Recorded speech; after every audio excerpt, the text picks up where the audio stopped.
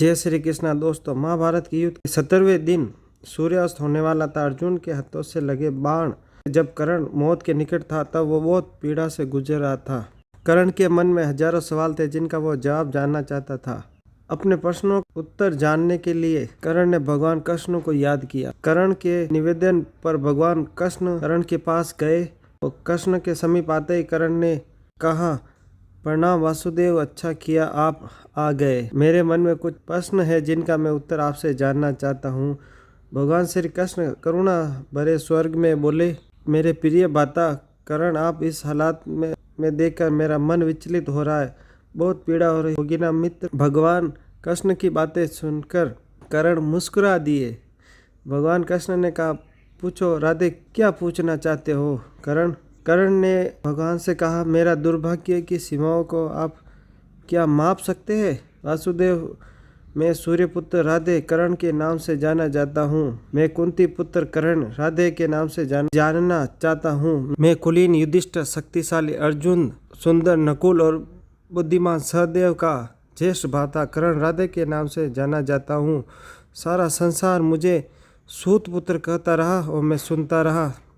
तनिक सोचिए वासुदेव, तनिक सोचिए, मेरी पीड़ा समझने का प्रयत्न कीजिए। भगवान कृष्ण कर्ण के पास गए और बोले, राधे, आज जो भी बोलना है जी भरकर बोलिए, फिर मैं आपको इस मुस्कुराते हुए चेहरे के बारे में कुछ बताऊंगा। क्योंकि माता के विवाह से पूर्व जन्म था, परंतु एक पुत्र के रूप में जन्म लेने से मेरा था। गुरु द्रोणाचार्य ने मुझे शिक्षा देने से मना कर दिया क्योंकि मैं एक सूत पुत्र था। क्षत्रिय होते भी मैं क्षत्रिय नहीं था।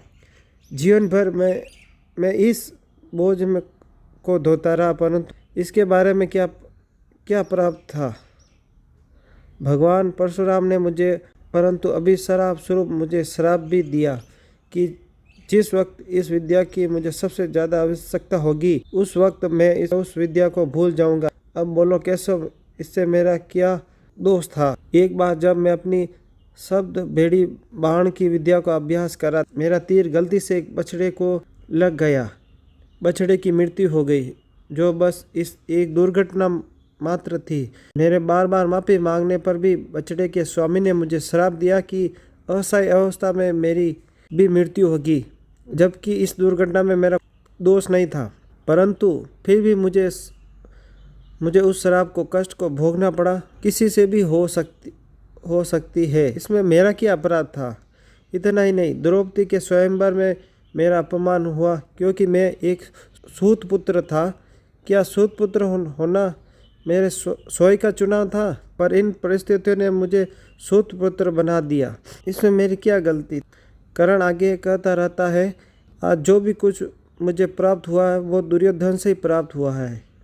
यदि मैं उसकी तरफ से लड़ा तो गलत कैसे हुआ? कर्ण के इन प्रश्नों का उत्तर सुनने के बाद भगवान कृष्ण बोले, मेरे प्रिय भ्राता कुंती पुत्र कर्ण, इतना भी दुखी मत हो। अब मेरी भी कहानी सुन लो। मेरा भी जन्म कारागार में हुआ। जन्म से पूर्व मम्मा कंस के रूप में मृत्यु मेरी प्रतीक्षा कर रही थी। जिस रात मेरा जन्म हुआ उसी रात मुझे मेरे माता पिता ने अलग कर दिया। धनुष और बाणों के बीच उनकी ध्वनि सुनते हुए बीता, परंतु गवाले की गौशाला में गोबर मिला और खड़ा होकर चला भी नहीं पाया कि उससे पहले प्राण घटक हमले झेलने पड़े। कोई शिक्षा नहीं, कोई गुरु नहीं, लोगों से सिर्फ ताने ही मिले कि गोकुल में इन प्राण घटक हमले का मूल कारण मैं हूँ। तुम्हारे गुरु परशुराम तुम्हारे शौर्य की तारीफ करते हुए कह रहे थे कि भगवान शिवा को छोड़कर तुम्हें कोई हरा नहीं सकता। मुझे उस उम्र में कोई भी शिक्षा भी नहीं मिली। अपनी पसंद की कन्या से विवाह किया, परंतु मैंने भी जिस कन्या से प्रेम किया वह मुझे नहीं मिली, बल्कि मुझे उस कन्या से विवाह करना पड़ा मुझे प्रेम करती थी, जो मुझे चाहती। बचाने के लिए मुझे मेरे पूरे समाज को यमुना के किनारे हटाकर एक दूर समुद्र किनारे बसना पड़ा। इसके लिए मुझे जानना पड़ा। भूमि से पलायन करने के कारण मुझे कर और रण छोड़कर कहा गया। विचार करो राधे, अगर दुर्योधन जीतता है तो तुम्हें क्या बड़ा मिलेगा? धर्मराज युधिष्ठिर जीतता है तो मुझे क्या मिलेगा? मुझे केवल युद्ध और युद्ध से निर्मित समस्याओं के लिए दोष दिया जाएगा। सब यही कहेंगे कि इस देव की पुत्र ने महाभारत करवाया। राधे, जीवन हर किसी को चुनौतियां देता, जिंदगी किसी के साथ न्याय नहीं करती। अगर दुर्योधन ने अन्य समस्याओं का सामना किया तो युधिष्ठिर ने भी अन्य समस्याओं का सामना किया है। भगवान श्री कृष्ण आगे कहते हैं, हे राधे, इस पूरी पृथ्वी पर कोई ऐसा व्यक्ति नहीं जिसे ऐसा ना लगे कि उसकी समस्या सामने वालों की समस्या से बड़ी है। हर किसी को ऐसा लगता है कि उसकी समस्या की पोटली सामने वालों की पोटली से बड़ी है, परंतु ये सत्य नहीं होता है। हर किसी की समस्या अपने अपने स्थान पर बड़ी है, लेकिन इसका मतलब ये नहीं कि तुम गलत मार्ग पर चलकर अपनी समस्याओं का समाधान ढूंढने लगो, क्योंकि हमारी प्रकृति किसी को भी अधर्म मार्ग पर चलने की अनुमति नहीं देती है। अगर कोई अपनी समस्याओं का समाधान अपने अधर्म मार्ग पर चलेगा तो उसका हश्र तुम्हारे जैसा ही होगा। कर्ण जीवन से बहुत दुखी था। उसे लगता था कि उसका जीवन बहुत ही अधिक दुख में बीता, परंतु जब भगवान कृष्ण ने अपनी जीवन की तुलना कर्ण के जीवन से की, तब कर्ण को समझ आया कि कृष्ण की समस्याओं के सामने मेरी समस्या कुछ भी नहीं है। अतः उस समय कर्ण भगवान कृष्ण का ज्ञान सुनकर बेहद अच्छा महसूस कर रहा था और शांत मन से कर्ण अपने प्राणों को त्याग दिया। इस कहानी से यह शिक्षा मिलती है कि हर इंसान सोचता है कि उसकी समस्या सबसे बड़ी है, वो बहुत ही समस्याओं से घिरा है, उसकी किस्मत खराब है।